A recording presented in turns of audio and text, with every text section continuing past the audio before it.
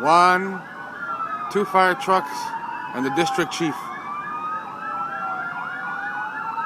That's for this building. Look at the traffic.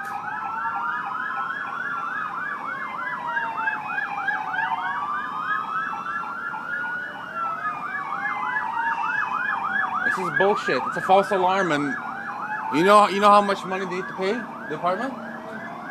$2,000 per truck.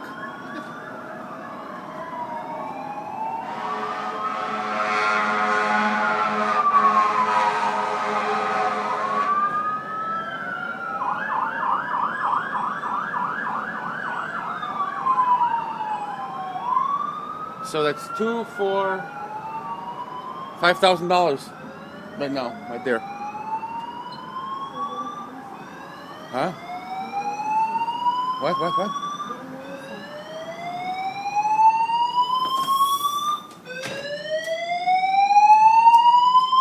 Again, another fire alarm.